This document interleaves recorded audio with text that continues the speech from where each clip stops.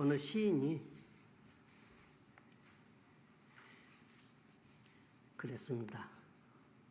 한 사람이 내게 오는 것은 그 사람의 과거와 미래가 통째로 오는 것이다. 우리가 사람을 만난다는 것은 가장 중요한 일입니다. 얼마나 중요한지 모릅니다. 사람 하나 잘못 만나서 인생이 땡치는 사람들도 있고, 사람 하나 잘 만나서 그 사람의 생애가 멋지고 자랑스러운 사람들도 있습니다. 여러분들도 멋지고 자랑스러운 생애를 만들어가기 위해서 좋은 사람들 잘 만나시는 여러분 되시기 바랍니다.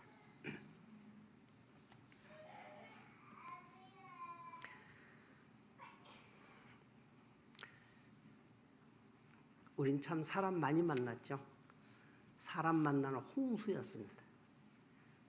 그래서 어디에 가면은 인사하는 사람이 많습니다. 누구시죠? 하면 목사님, 제가 70년도 목사님 교회 다녔잖아요.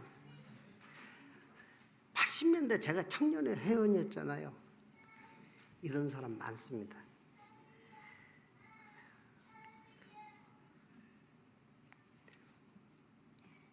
어느 해 내무부에서 시장, 경찰서장급 사람들이 모임을 갖고 회식을 하는 자리에서 한 경찰서장이 이런 얘기를 했습니다. 성남이라는 데가 말이야 참 괜찮은 도시인데 그 이해학이라고 하는 그 작자 한 사람 때문에 영 힘들단 말이야. 근데 나는 요즘 성남을 떠나서 부천으로 와서 보니까 너무도 좋은 거야. 그런 얘기를 했다는 말을 그 자리에 참석했던 저하고 가까운 김병량 시장이 저한테 전했습니다. 그런데 그 부천시장은 바로 그 뒤에 자기 경찰서 안에서 유명한 그 성폭행 사건이 있어가지고 결국 거기 가서 옷을 벗었습니다.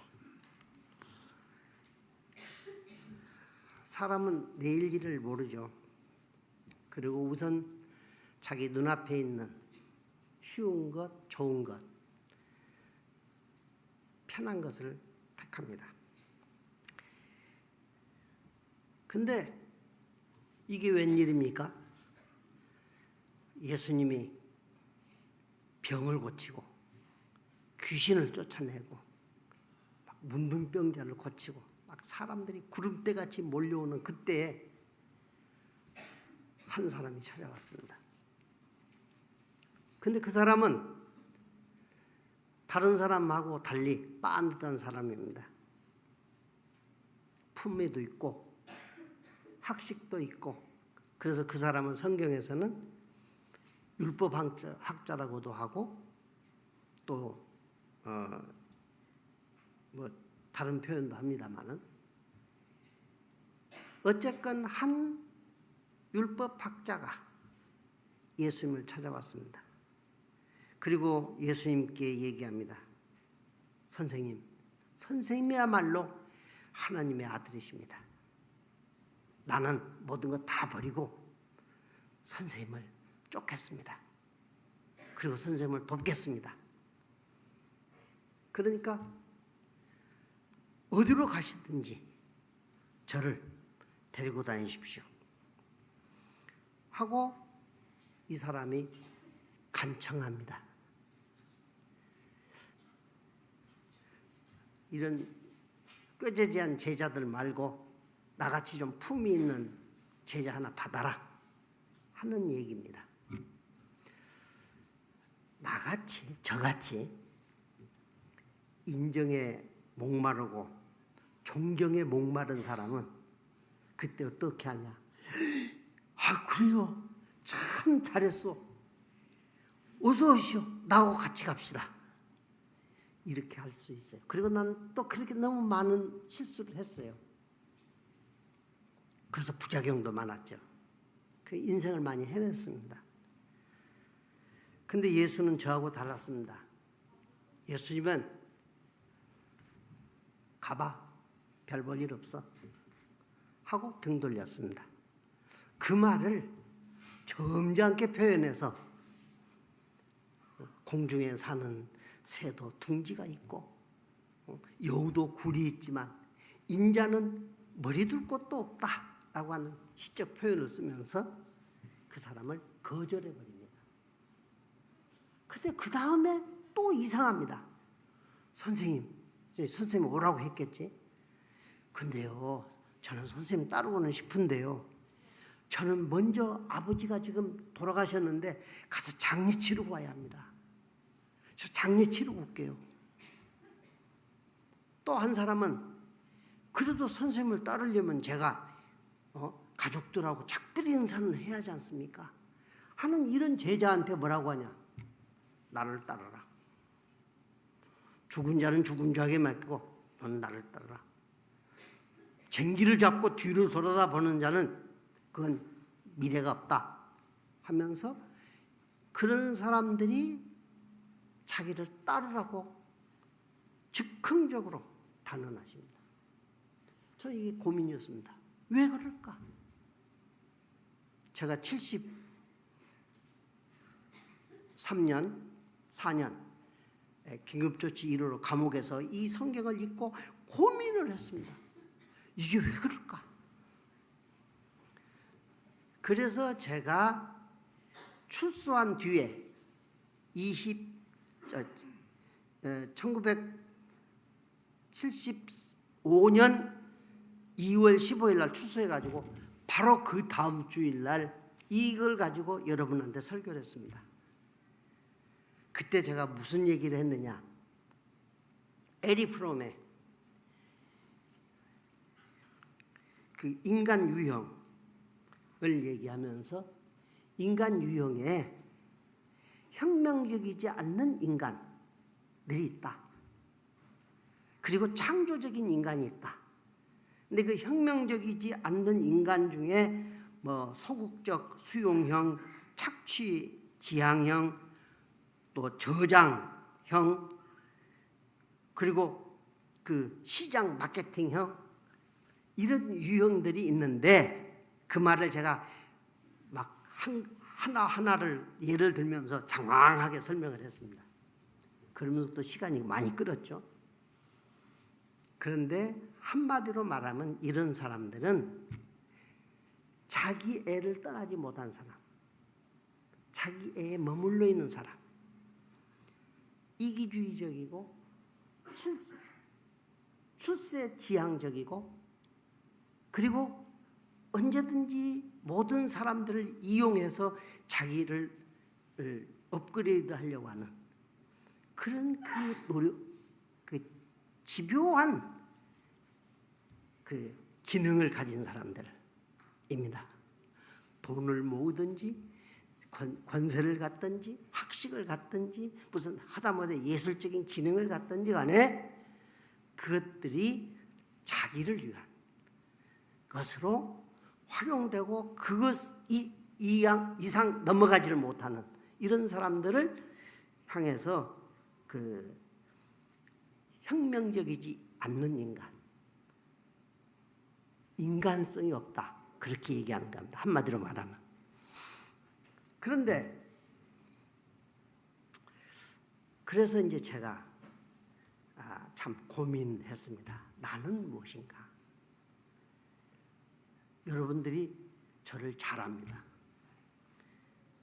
저는 아주 성격적으로 그 큰 결함이 있는데 그게 뭐냐면은 결정을 못하는 결함입니다. 그리고 또 거절을 못하는 병에 걸려 있습니다. 그래서 달라는 사람한테 뭐든 주고 싶어요. 그래야 마음이 편해요. 이것도 쉬운 사실은 사람들이 많이 그런 그 병에 걸려 있는데 대충 알죠. 그러면서도 그 문제를 꼬집거나 해결하려고 하지 않고 그냥 넘어가죠. 그래서 제가 여러분한테 이런 사람에 대한 형을 한번 이 테스트 체크판이 있습니다. 한번 세보세요. 자기는 어디에 몇 개가 해당되는지. 제일 먼저 눈치를 많이 본다. 헌금을 할 때도 자기가 얼마를 내겠다 이게 아닙니다. 이거 하나님이 주신 거니까 내가 이만큼 내서 하나님께 영광을 돌리겠다 이런 게 아닙니다. 다른 사람 얼마지? 이렇게 보고 비교해 가면서 냅니다. 그리고 두 번째입니다. 하고 싶은 말이 있어요.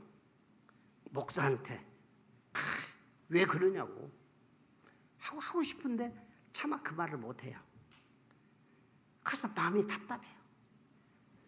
세 번째, 무슨 사람들하고 뭘 거래하거나 관계할 때에 늘 내가 손해보는 것 같아요. 저 사람이 더 가져가는 것 같고. 네 번째, 상대방이 화를 팍 내면은 어떻게 대처할 줄을 몰라요. 막 주섬주섬 방향을 잃어버려요.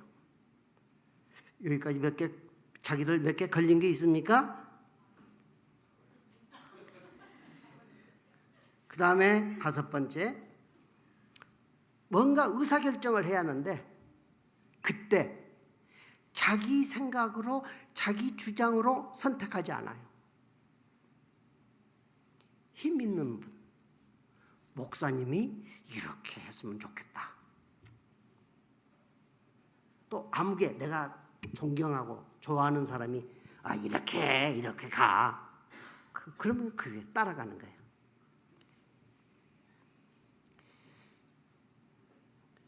몇 번 했습니까? 그래서 일곱 번째, 여섯 번째, 누가 부탁을 하면은 그것을 들어줘야 돼요.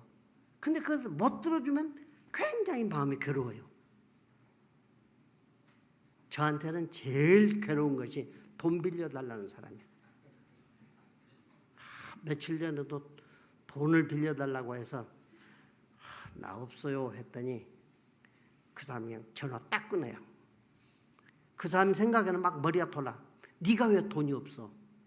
사위가 국회의원이고 딸이 몇이고 그런데 돈이 없어? 연금 나올 거 아니야. 이런 계산들을 하면서 인간관계가 깨져버려요. 근데 그런 인간관계가 깨질 것 같은 그런 두려움 때문에 빚을 내서라도 줘야 돼요. 그래서 거절을 못하는 사람. 일곱 번째, 사람들이 다 좋지 뭐 그래 다 믿을만해 하고 다 믿어줘요. 그리고 무슨 말에 쉽게 상처를 받아요. 누가 뭐라고 하고 그냥 돌아서는데 차마 표현을 못해요. 그냥 히 하고 웃어요. 그만합시다. 몇 개쯤 걸렸어요? 자기는? 몇 개? 두 개? 참 대단하시네.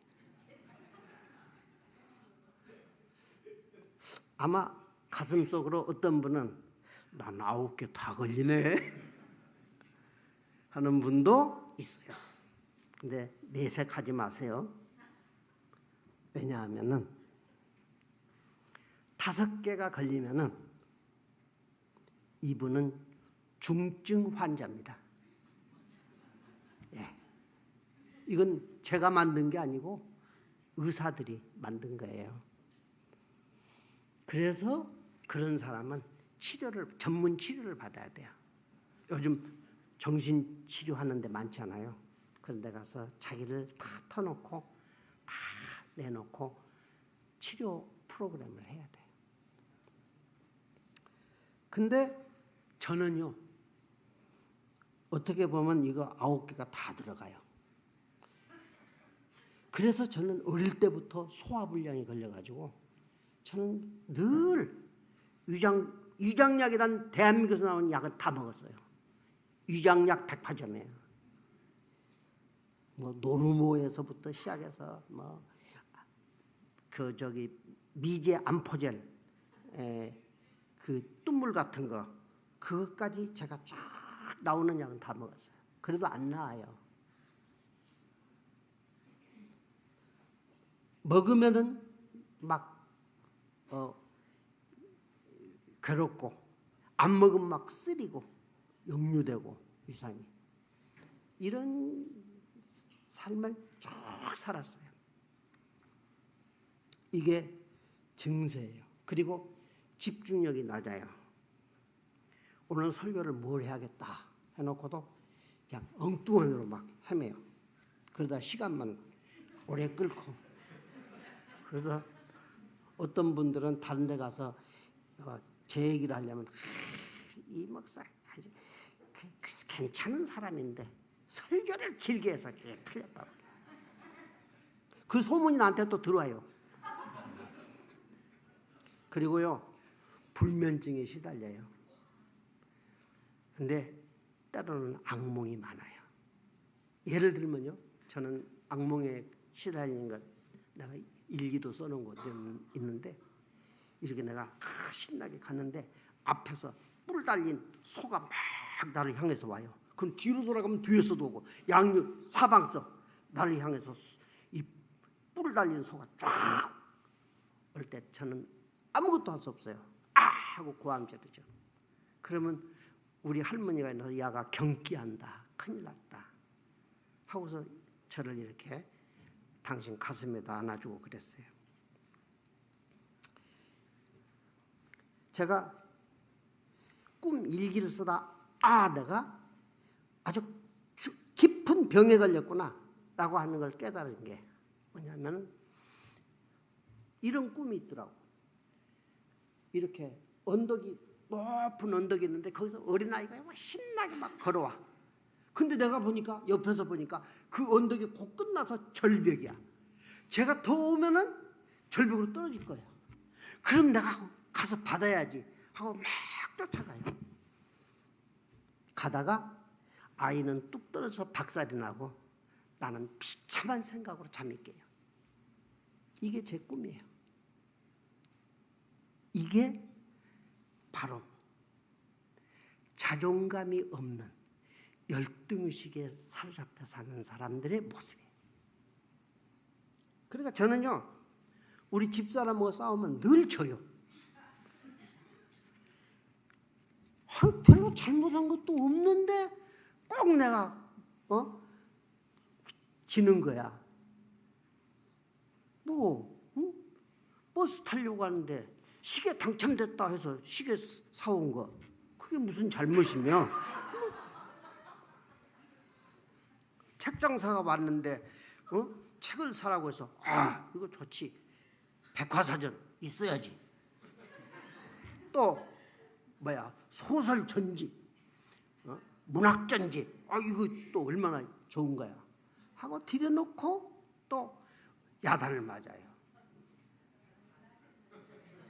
이런 어떤 옷장사가 왔어요. 옷 사세요. 안 사요. 사세요. 안 산다고요. 에이, 돈도 없는 것이 안 산다고 그러네. 없다고 그러지. 그럼 내가 그 사람 뒤통수에다가 여보 그거 얼마짜리야? 그러면 얼마라고 해? 그러면 그걸 한 벌 사면 3벌을 주고 얼마나 내가 참 잘한 일이야. 그러고서는 또 한참 혼이 나요. 그래서 늘 나는 우리 집사람하고 싸우면요 초반에 내가 얼른 도망가요. 싸움을 안 하고 피해요. 갈 데가 없을 때는 어디로 가냐? 옛날에는 저기 티켓 하나만 끊으면 영화를 3개씩 돌려주는 극장이 있었어요. 거기 가서 자요. 잠자요. 영화 내용은 상관없어요. 도피처죠. 요나의 도피처죠. 그것이 우리 집사람하고 나하고 차이가 뭐냐? 나는 자존감이 약하고 우리 집사람은 자존감이 든든해요. 그런 차이예요. 그러니까 우리 아이들이 무슨 생각을 하냐면, 아유, 우리 아빠는 왜 저렇게 무슨 잘못을 저질렀길래 저렇게 만날 야단만 맞느냐. 한번 그냥 신나게 붙어봤으면 좋겠다. 이런 표현을 우리 아이들이 한 적이 있어요.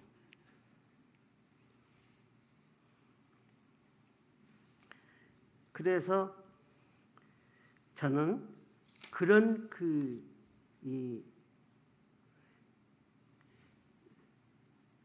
나의 그 결함, 이걸 가지고 살았기 때문에 참 힘들기도 하고 고생도 됐지만 그것 때문에 제가 또 많이 노력한 게 있어요. 그것이 뭐냐? 저는 사람 만나는 거예요. 사람을 만나면 우선 뭔가를 내가 나의 약점을 보완하고 그리고 뭔가를 받아들일 수 있어요. 그래서 저는 사람들 만나기를 좋아했어요. 그래서 우리 주민교회는 늘 사람들이 많았어요. 늘 사람들이 왔어요. 너무 많이 와가지고 감당을 못하죠. 80년대쯤에는요 전화가 불이 나요. 그리고 상담자들이 막 줄을 서요. 그러면 그 사람들, 전도사들이 30분 상담을 줄이세요. 10분으로 줄이세요. 막 하고 압력을 넣어요. 그 상담자들이 너무 애절해요. 집을 졌는데 철거하란다. 어떻게 해야 하느냐. 병이 났는데 병원에 갈 수가 없다. 그때는 또 대학생들이 왜 학교를 안 가겠다고 공장 다니고 학교 안 간다는 사람들이 많아가지고 그것도 상담하고 말리고 그것도 그들 부모들이 와서 막 우리 아이 좀 학교 가게 해달라고 그런 상담들. 하여간 그 중에는 또 여공들이 정말 말 못한 고민들, 원하지 않는 임신을 해가지고 이걸 어떻게 해요, 목사님? 그래서 내가 요 앞에 있는 병원에다 알선을 해가지고 3사람이나 낙태를 시켜줬어요. 지금은 참 후회스럽습니다만 그때는 그것이 최선의 일이었고 그 사람을 돕는 일이라고 생각했어요. 그렇게 사람들이 몰려 막 오는 속에서 어떨 때는 정치 지망생들이 와요. 내가 또 김대중 대통령 때는 어떤 사람들 공천을 몇 사람 받게 해가지고 당선도 시켰기 때문에 꽤 힘이 있는 사람이었어요. 근데 그 뒤에는 안 되죠.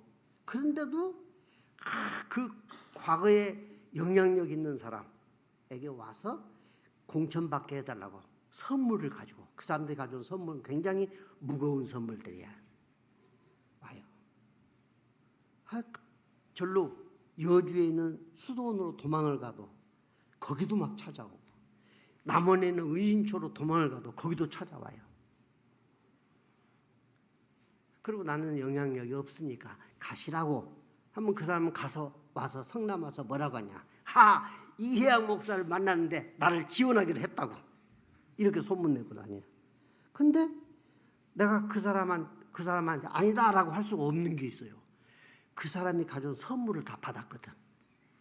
선물도 거절을 못해요. 선물도 받아야 할 것 같아. 왜? 그거 안 받는다고 가져가 하면은 그 사람하고 관계가 끊어지고 못 볼 것 같아. 그 선물도 받았어요. 어떨 때는 아주 비싼 모자를 하나 가져왔는데 지 머리에 맞는 모자지 내 머리에는 안 맞아져. 이게 모자를 쓰면 이게 어깨까지 내려오니 그런 모자를 받은 선물도 있어요. 어쨌건 우린 그렇게 살았어요. 그렇게 살았어요. 근데 예수님께서 이 대단한 그 영향력 있는 사람이 왔는데 그 사람을 좋다, 같이 하자, 이 어려울 때 당신 도와야 한다, 돈도 좀 내고 뭐 힘도 좀 써서 주변에 경찰서도 연락해서 체포도 안 되게 하고 뭐 이렇게 좀 하라 할 수도 있어요. 근데 예수님은 됐어, 가봐 하고 거절했다는 거야. 난 예수님이 좀 쪼잔하다고 봐요. 그거 왜 거절했을까? 근데 예수님의 뜻은 이 폴 틸리이 정리한 그 인간 유형에 보면은 그 사람은 소유를 넘어서지 못한 사람, 그리고 자기를 위한 권력 지향적인 사람, 그리고 자기가 꽤 괜찮은 사람이라고 하는 자신감을 갖고 사는 사람이에요. 그 사람에게는 부족한 게 없어. 그래서 다른 것이 들어갈 여지가 없어. 다른 것을 받아들일 수도 없어. 이런 사람은 다른 사람을 위해서 헌신도 할 수가 없어. 때로는 헌신하고 봉사한다고 하는 것도 자기 명예를 위해서, 신문에 나기 위해서, TV에 나오기 위해서 하는 것일 수 있어. 그래서 예수님은 이런 사람을 내 생각은 그래도 받았어야 하는데 등 돌린 것은, 나는 이렇게 이해를 해요. 예수님이 시간이 없어. 예수님은 지금 종말론적 삶을 사는 거야. 지금 자기는 며칠 뒤에 예루살렘에 가서 십자가에 달려 죽을 목숨이에요. 거기에 온 신경이 집중되어 있는데 나를 지금 팔 제자도 이미 마련되어 있고 뭐 법정에서 예수를 죽여라 하고 데모할 사람들도 이미 다 예비되어 있고, 그런데 또 이 사람을 데리고 뭐 지금 훈련시킨다고 할 여유가 없어요. 이미 제자들도 배신할 제자도 다 있고, 그래서 이 사람과 관계할 시간이 없기 때문에 예수님은 이 사람을 등 돌린 거 아닌가. 아니, 군대 마귀가 들려서 무덤가에서 세상을 걸면서 고함 지르는 그런 군대 마귀 들린 사람도 치료를 하신 예수님이신데 이 사람을 거절했어요. 근데 거절한 이유가 또 뭐냐? 이것이 아니고 이것이야 라고 하는 것을 우리한테 가르쳐 주기 위해서 아닌가? 그것은 뭐냐? 인간미가 있는 사람이야. 잔잔한 정을 가진 사람. 아니, 내가 아무리 선생님이 좋지만은 선생님을 따르려면은 가족들하고 인사는 해야 하지 않습니까? 아버지가 돌아가셨는데 장사는 치러야지 않습니까? 하는 인간적인 사람, 이런 사람을 예수님은 그래, 너 됐다, 괜찮다, 너야말로 너의 그 인간적인 모습이 이제 더 나가서 생명의 세상을 만들어가는데 크게 역할을 할 거다라고 하는 것이 예수님께서는 그림이 보이시는 거예요. 그렇기 때문에 이 사람들을 예수님은 그냥 과감하게 너는 나를 따라. 내가 비록 내 머리 둘 곳도 없는, 가진 것 없고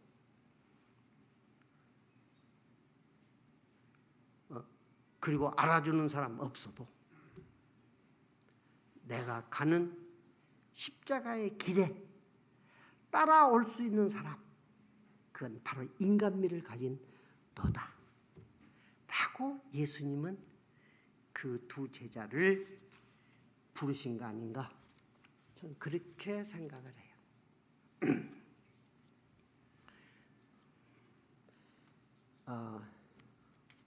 천안에 옛날 단식의 대가인 김복관 선생이 살았어요. 그분이 동네 할머니들을 풀어가지고, 동네 할머니들이 늘 풀을 뜯어요. 그래가지고 효소를 만드는데 가장 비싼 효소가 뭔지 알아요? 100가지 풀을 넣은 효소예요. 거기에는 채소도 들어가지만 독초도 들어가요.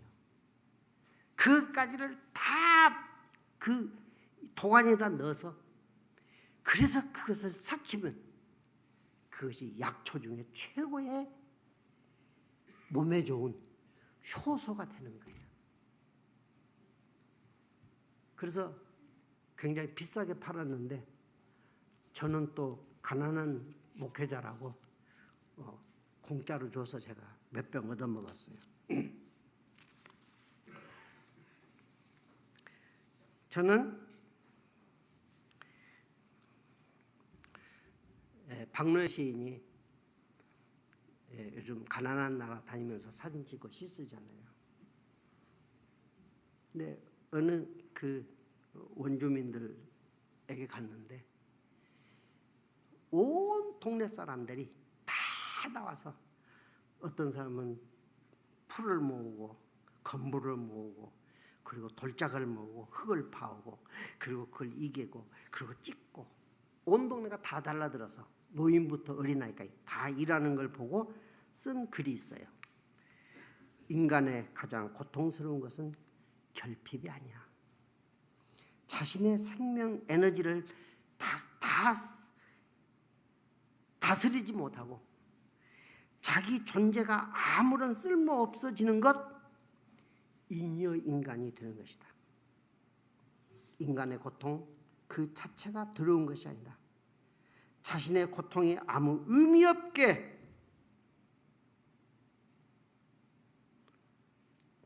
되는 것 아니겠는가. 내가 잉여 인간이 되는 것, 쓸모가 없는 인간.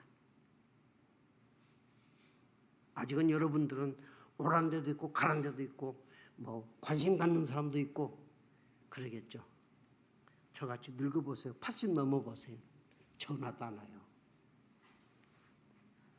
옛날에는 쫙 틈만 있으면 밥 한 번 먹읍시다 하던 사람도 이제 밥 먹자는 소리 안 해요. 오라고 하지도 않고 가라지도 않아요. 이런 속에서 저는 아주 감동적인 최근에 우리 최병주 장로님이 매일 날마다 시를 보내주잖아요. 그 시 중에 여인숙을 만났어요. 몇 년 전에 이현주 목사가 그걸 번역해서 잘라루틴의 누미가 쓴 여인숙을 읽고 내가 감동을 했고 여러분한테 여인숙 얘기를 한 적이 있어요. 인간이란 여인숙. 매일 아침 새로운 손님이 도착한다. 기쁨, 우울, 초라함, 몇 가지 순간적인 깨달음들이 뜻밖의 손님으로 찾아온다. 그들 모두를 환영하고 잘 맞이하라. 그들이 한 무더기 슬픔이라서 그대 집을 난폭하게 휩쓸고 가구들을 다 없애더라도 여전히 각각의 손님을 존중하고 잘 대해주라. 아마도 그는 새로운 생태를 위해 그대를 청소해 주는 사람일 것이다. 아무런 생각, 수치심, 못된 마음, 그들도 문에서 웃으며 맞이해 주라. 그리고 안으로 초대해 주라. 그 누가 오든지 감사하라. 각각의 손님은 안내자로서 저 위로부터 보내졌을 것이니. 저는 이 대목을 읽으면서 울었습니다. 내게 좋은 일도 하는 사람도 오지만 나를 때로는 아주 멍들게 하는 사람도 오고 상처 주는 사람도 오고, 그리고 그 상처를 안고 살다가 나도 다른 사람을 상처 주기도 하고 힘들게 하는 것도 있죠. 근데 누미는 우리한테 그 사람은 저 멀리서 하나님께로부터 나를 위해서 보내주는 교사라는 거죠. 나를 훈련시켜서 순진에 빠진 감상주의적인 나, 과거에 매여 있는 나, 꾀지지한 생각에 갇혀 있는 나를 깨고 부시고 새로운 나로 더 넓은 지평에서 우주를 내다볼 수 있는 사람으로 깨우쳐주는 선생 역할을 그들은 하고 있다라고 얘기합니다. 그래서 이 대목에서 생각나는 게 칼 융의 그림자론입니다. 칼 융은 그렇게 얘기합니다. 나는 완전한 사람이 되기보다는 온전한 사람이 되고 싶다.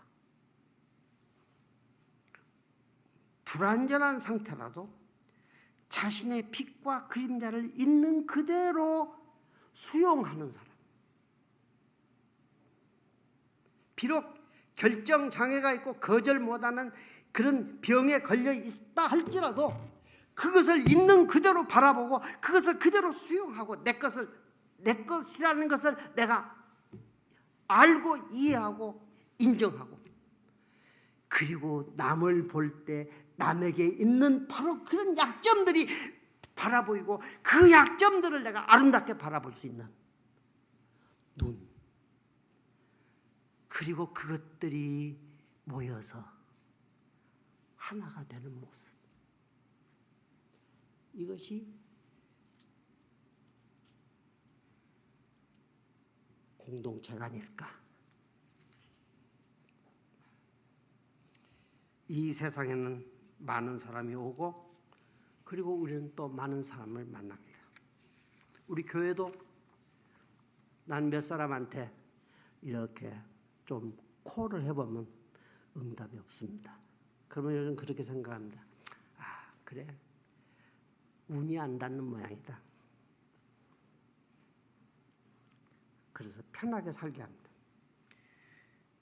내게 도움을 주는 좋은 사람도 있지만 상처 주고 고통도 주고 한 인간도 있습니다. 어떤 사람은 그것 때문에 평생 괴로워하고 불행하게 살지만 그것 때문에 순진한 감상적 껍질을 벗고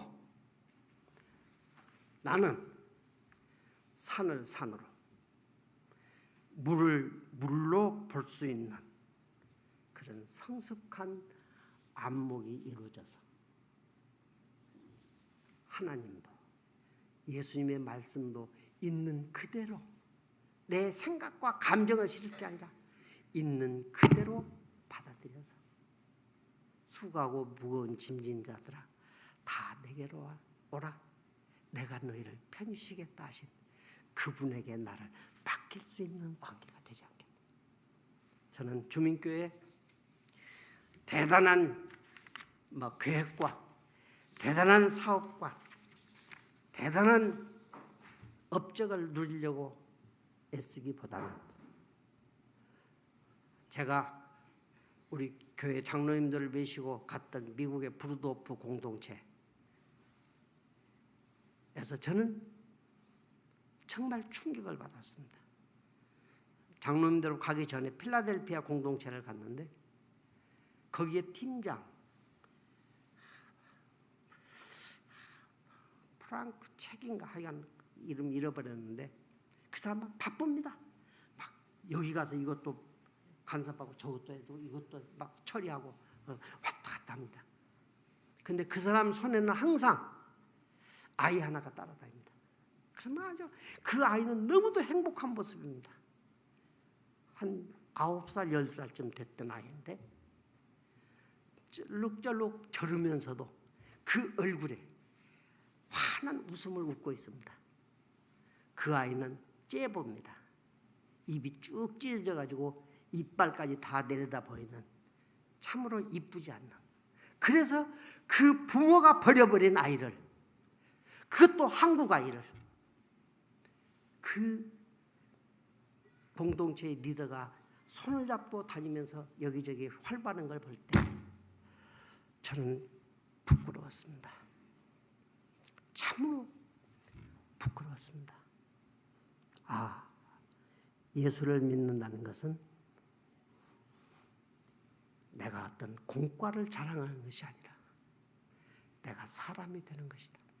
사람을 사람으로 보고 사람으로 받아들이는 그런 사람이 되는 것 아닌가라는 생각을 합니다. 향후 100년 계획을 세우든지 10년 계획을 세우든지 주민교회 사람 되는 운동,